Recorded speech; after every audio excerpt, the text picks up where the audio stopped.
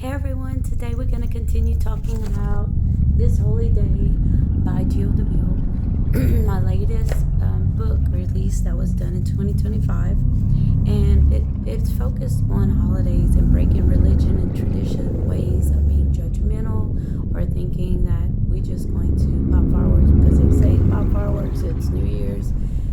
Stop following tradition of the world and to start finding your place in the Spirit. You are made of the Spirit, therefore you will act as the Spirit. And Matthew 6:33, as we've been talking about this month and in this chapter, helps us to understand that we are set apart and we do things differently. And when you do, then you look at things like this. So this Holy Day, chapter 1, continues on 21, page 21. It says in James 3, Jesus speaks of the tongue, how the same blessings and curses come out of one mouth, that this should not be. I also hear this from him with actions. He says you act this way here and act that way with the same body. What are you doing? When we decide we want to be one with Christ, we have to show this with an action in our new life with Him. By sharing the New Year tradition to be about fasting your feelings to transform your mind, mouth, and motives, hold yourself accountable with a journal, chart, calendar, sticky notes, or whatever it takes to keep you focused. Whenever you're studying for a test or trying to get that promotion or trying to get finance for something that you hadn't got finance for, something that's outside of your normal, you go the distance of studying, sticky notes, trying to build your credit up, trying to be more accountable. God's saying if you can invest in yourself with money and status, why can't you take the time to invest in yourself for the Spirit so that this stays eternally and this builds a firm foundation that ultimately blesses all those other things you're trying to bless on your own. So whatever you do to be reminded of that doctor's appointment, that day off, that shopping day, that movie night, do it for the Lord. Boy, as a pastor, I can't tell you enough that it just drives me wild inside when someone says, I forgot it was Bible study. I forgot what time to be at church. I got busy with this and didn't get out of time. But my question in my mind and in my heart, I've learned not to, in my anger, not to sin. But in my heart, I'm like, I want to say, did you remember to go to your doctor's appointment? Did you remember to go to the store? Did you remember to go to work? Like those things, like we make excuses for God because we take advantage of God, but we don't take advantage of the things that we want to do. Basically, you're doing what you want to do and you're not doing what you don't want to do. And that's point blank period. That's how it works. You know what works, right? It is because your want to changes. If you care about it, you will pursue it. You have shown this while eating that cake, right? You have shown this with your career, right? You have shown this with the faith you have in your car or your job. You show up no matter what because you know you want or need it. Jesus wants that kind of faith. The faith that you put in yourself, your family, your core, or whatever your faithfulness is showing in your actions. You go and turn the light switch on with faith that the light's going to come on. You get out the bed and stand on your feet with faith in your feet. Jesus says, I want that kind of faith. I want you to know that I'm your shepherd. You shall not want.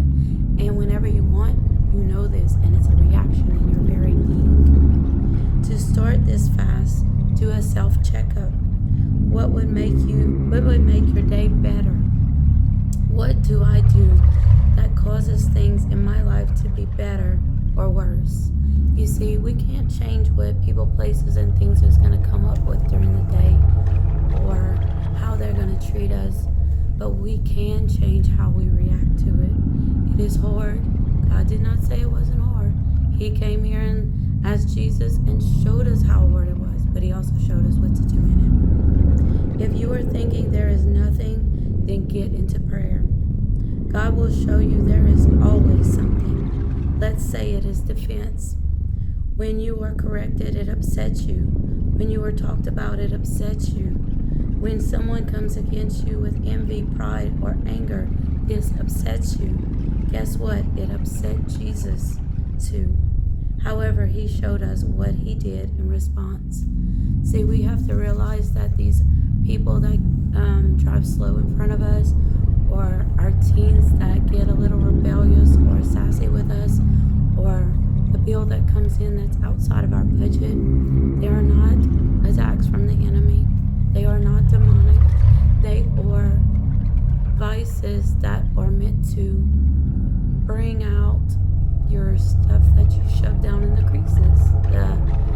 You try to be sanctified from anger, but then all of a sudden something smaller than you've overcome made you angry.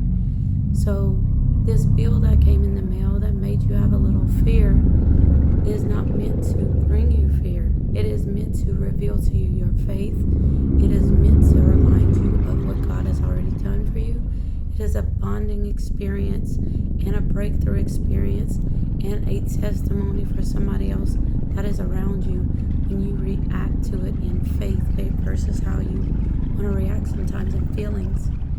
If we do not think Jesus is weak, then we will do what he did. If you don't think having patience like Jesus is weak, then you'll do it. If you don't think being still and not being defensive is weak because Jesus isn't weak, then you will do it. You won't be defensive. You will stand your ground and say, no, I'm not going to hell for you. I'm not stepping away from Jesus for you. I'm not acting like the devil for you. Stand your ground this year and make new choices. That's what this holy day is about, making new choices to change traditions for your family so that your family from generation to generation will get up on New Year's and do things for the Lord because they have a purpose and a reason.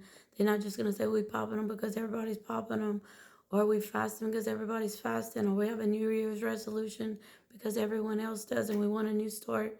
No, they're going to have a purpose, and that purpose will be because of a seed you planted, a seed from somebody they never met, because it'll be to the third or fourth generation. Not what tradition or religion or your parents have done. Go against the grain and do what Jesus done. When we are learning to put Jesus first in all things, so that all things will be added to us. This message does not just pertain to holidays. It is to break the cycle of tradition too. If we turn all things to Jesus, Jesus will turn all things around for our good. With this said, in that feeling of defense, how did Jesus respond? Now, how do you respond? Take the response to the altar in a fast by asking it to be the altar.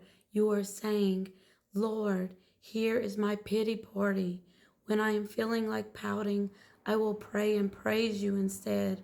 I will hold my tongue and I will show that I trust you. This new year, make it about a new choice. I made a new choice to make these videos. People have been telling me I need to talk to you about these books because it's the only way that you will know my heart and God's heart in these books, to get more information to you, to show what you know, to show the knowledge. We're getting so much information with no revelation. And because I took the stand and decided to make these videos, I've been coughing like crazy. I've been hoarse. It hurts so bad to talk, and my throat itches like it's on fire. The enemy's trying to shut me up, but I'm going to talk anyway, and I'm going to do it anyway because God has gave me the strength and power to do it. And I know if he's fighting me that hard not to do it, that I need to do it that much more. Have that fight in you. Get up anyway. Rise up in Jesus' name. Bye, everyone.